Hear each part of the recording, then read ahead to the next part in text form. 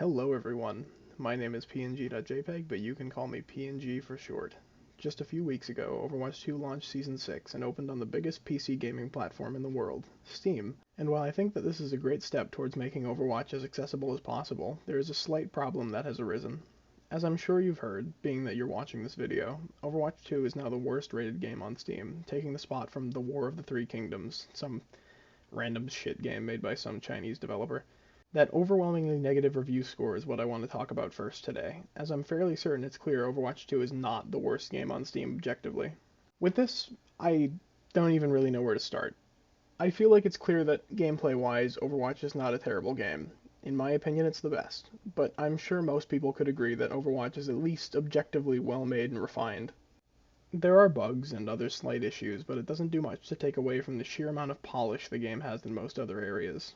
That doesn't even take into account the gameplay, which I, again, believe is the best out there. Overwatch is just not a bad game. So that begs the question, where are all the negative reviews coming from? I've found that around 2/3 of the reviews are from China, and at least 97% of those are negative. Most of them talk about the fact that Overwatch is no longer playable in China after Blizzard and NetEase ended their partnership earlier this year. This, though, is not the fault of Overwatch developers. This is the fault of Blizzard executives, which will be a recurring theme. A lot of the English reviews talk about the poor treatment of Overwatch 1, the lack of content for years just to deliver nothing major, and the poor monetization practices. All of which is, yet again, not the fault of the Overwatch developers, so we think. It's debatable whether Overwatch 2 was the Overwatch team's idea or the executive's idea, but I'd personally bet it's the latter. In short, people are blaming the Overwatch team for Activision Blizzard's mistake. And it just isn't fair for the devs who make this beautiful experience. Personally, I love Overwatch and the Overwatch team, and I'm so grateful for everything that they've produced for us.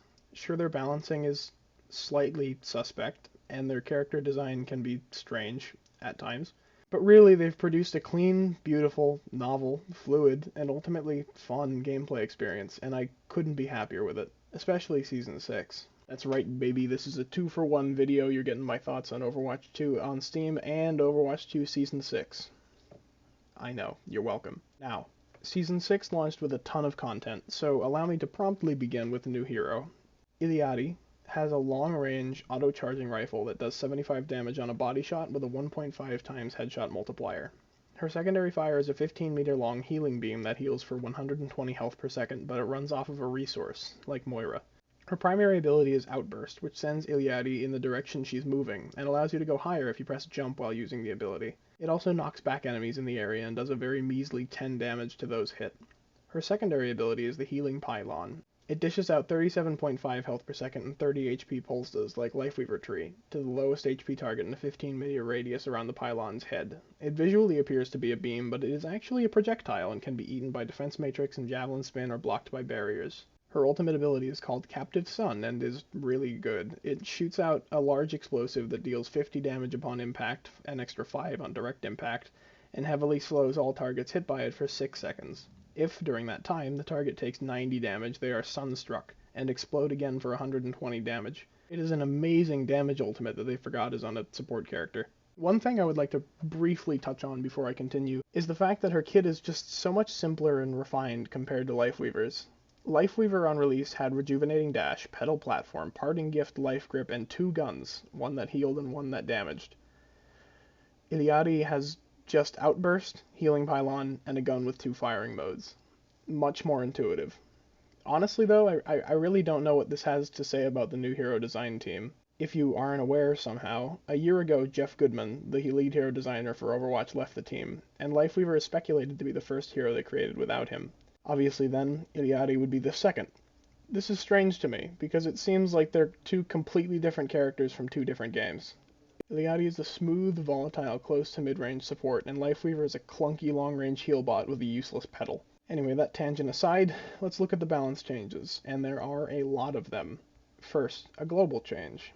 All armor now has a reduction cap of 50%. From what I can tell, this means that any additional effects that stack upon armor cannot make the total reduction exceed 50%. So, with Orisa's Fortify, for example, you block 50% of the damage already, so your armor does not add any extra damage reduction like it used to. With Ramatra's block, his armor now does not add any extra bonus either, but it still stays at 75% reduction. This is a very interesting change, considering that it only really affects 2 characters, Ramatra and Orisa. Now for the individual characters. D.Va gets Booster's cooldown reduced from 4 to 3.5 seconds, and gets a window of invulnerability when ejecting from her mech after it's broken. Doomfist can now block stuck damage with Power Block, and his Seismic Slam cooldown has been decreased from 7 to 6 seconds. Orissa's damage fall-off range was extended by 5 meters from 15 to 20, and her overhealth granted by Fortify was increased from 75 to 125. Ramatra can now also block stuck damage, and his ultimate cost was increased by 12%. Sigma had a quality of life change, where he now decelerates at the same rate as other walking heroes since he floats. Winston's alternate fire charge time got reduced from 1.2 seconds to 1 second, but its recovery time was increased from 0.5 seconds to 0.75 seconds. Bastion got a ton of buffs this patch. Starting with his A36 tactical grenade, the maximum damage fall-off is now 50%, was 70%. The detonation time was reduced from 0.5 seconds to 0.35 seconds, the recoil was adjusted to recover more quickly, the projectile size was increased from 0.2 meters to 0.25 meters, and the impact damage was increased from 15 to 30. Next, his reload time in recon mode was reduced from 1.5 seconds to 1.2 seconds, and now when entering assault configuration, Bastion restores 50 armor health. Finally, his ultimate targeting speed was increased from 20 to 25 meters per second. Cassidy had his base health reverted to 225, but his fall-off range was shortened from 25 to 45 meters to 25 to 35 meters. His magnetic grenade also had its slow reduced from 30% to 25%, and it now has a max travel time of 1.5 seconds. Hanzo's bow no longer holds the charge of an arrow while wall climbing. Soldier 76 had his Helix rocket explosion damage reduced from 90 to 80, and his tactical visor cost increased by 10%. Sombra's EMP cost went up by 15% as well, also not destroying Lifeweaver's tree instantly anymore. Torbjorn had his weapon swap time decreased from 0.5 to 0.4 seconds, had his rivet gun primary fire recovery reduced from 0.55 to 0.48 seconds, and had his forge hammer swing recovery time reduced from 0.75 to 0.6 seconds. Ana had her damage and healing per bullet reduced from 75 to 70, but had her unscoped projectile size increased from 0 meters to 0.1 meters. Brigitte's shield health was reduced from 300 to 250, and her ultimate cost was increased by 6%. Kiriko had the knockback on Suzu removed, as well as having the healing reduced by 10 from 50 to 40, but the Suzu now heals 30 extra health when removing a negative status effect. Her kunai damage was also increased from 40 to 45, but the headshot multiplier was reduced from 3 times to 2.5 times. Finally, her kunai recovery time was reduced from 0.55 seconds to 0.5 seconds. Lifeweaver also got another round of buffs this patch. His base HP was reduced from 200 to 175, but he got 50 shield HP, so his total health pool is now 225. His Thorn Volley spread was reduced for one of the projectiles by 25%, his Rejuvenating Dash healing was increased from 25 to 50, his Life Grip's mobility lockout duration was increased from 0.45 to 0.75 seconds, and his Tree of Life now grants overhealth to anyone in this radius equal to half of the healing that exceeds the target's maximum health. Lucio also now has no self-healing penalty when using Amp It Up, it used to be a 60% reduction, and finally, Mercy, whose damage boost amplification was lowered from 30% to 25%. Like I said, quite a few balance changes. I am very partial towards the Doomfist buff, since he's felt a little lackluster ever since Season 2, and I'm also glad it wasn't another punch buff. They're allowing the rest of his kit to have more power as well. I know his name is Doomfist, but punch botting is really boring. I also like the Lifeweaver buffs. He's finally kind of viable now. Not good, but at the very least, playable. The only problem I have with him is that the pedal platform is super situational and just not very useful. I think if it healed everyone standing on it when activated, it would be a little better, kind of like a high ground with a soldier field on it. The Bastion buffs also just feel insane. The grenade is actually super good now, and he's much more survivable with the 50 armor health he recovers when he goes into assault configuration. The only changes I am outwardly opposed to are the Orisa buffs. I have no idea why they insist on buffing this stupid character all the time, but they can't help it, I guess. Not only does she gain 50 extra overhealth when fortifying, and she still has the 50% damage reduction from a few patches ago, but they also increase her range damage. I know that the armor changes mean that Orisa takes more damage on her armor health and fortify, but it still feels like she doesn't take any damage at all anyway. Orisa's just such an unfun character to play against. Now, as I was writing this script, a new patch came out that nerfed Iliadi, so I'll go over that quick too.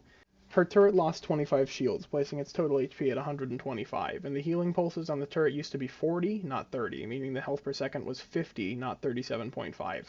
Captive Sun used to be unblockable with barriers and used to last 7 seconds instead of 6. and used to be twice as large, meaning that it was easier to deflect or eat with the Hammerkinetic Grasp. That's all for balance updates. Let's talk about some new features now. First, the progression system. Essentially, this is a more in-depth leveling system from Overwatch 1, with a total account level, but also sub-badges for every character, role, and game mode. Each character, role, and game mode also has more sub-levels beneath that, tracking stats like wins, time played, and character-specific things like anti-grenades applied for Ana or Blossom healing for Lifeweaver. I think this is really cool, and I appreciate how in-depth the system is. They very well could have just given us the old account level system back, but instead they redeveloped it and made it something cooler. The only issue I have with it is that it's really hard to level up your characters once you get to like level 13. The XP needed to level up caps at 60,000 at level 20, and continues at that value until the level cap, whatever that is. You only get 200 experience per sub-badge leveled up though, except for time played and wins, which grant 5600 and 1200 XP respectively. And the badges don't always level up after every game, so it takes forever to get a level. And since you only get 200 XP for all the other sub-badges, this whole system is basically just a measure of how much you play the characters, with a little bit of winning. It definitely has some kinks to work out, especially those badge designs, but I think the system was a good step towards making the game more fleshed out. Next up is the firing range, which is a new section of the practice range that lets you customize your experience in the range a little more. It's like an aim trainer with a bunch of extra steps, but I think it's really cool that it now properly exists in the game. And the final thing I'll discuss today are the missions added in the Season 6 patch. In short, they're really good. It's basically just an Archives Plus mode, but that's pretty much what I was hoping for, and they delivered on that. The characters do some slightly different things and have some slightly different stats, so that changes up the gameplay a little, and the enemies are mostly new. The only returning ones I can think of are the Slicers and the Knoll Troopers. You have 3 missions, each about 30 minutes or so with cutscenes, which is a pretty good length for $15, I think.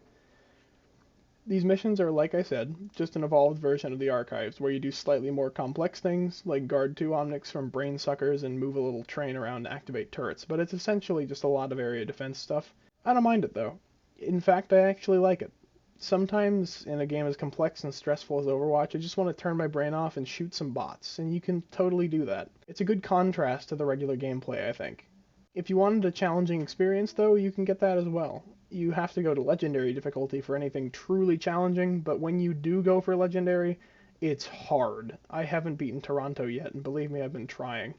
Also, there's a new limited time game mode called Underworld, where you defend a TSO-1 robot, or the Push robot, while giving it batteries, and then take it through the King's Row Underworld to fight Narissa and an Ana bot. It's really cool, and best of all, free. And you get a cool title, Underworld Guardian, for beating all 3 weekly game modes on Legendary, which I have absolutely done. The last mode is up now, but I believe it has a week left of being active at time of writing, so go get that title. It's really cool. And, barring a few other changes and bug fixes that I thought were rather inconsequential, that's all for the Season 6 patch. All in all, a very good addition to the game. From the missions to the progression system, everything in this patch is up to my expectations of what a AAA patch from a multi-billion-dollar corporation should look like. Now before I go, I would just like to address my absence from YouTube for the past 2 months. I was finishing up my summer job and moving to college and actually starting college, all of which takes a lot of time. So, to my 2 fans, you have my apologies. I have no guarantees that more content will be coming soon, but, the best way to find out when it does is to subscribe. Anyway, I'm glad to be back for now, at least, and hopefully more content will be flowing sooner rather than later. And on that note, I think it's an appropriate time to say goodbye.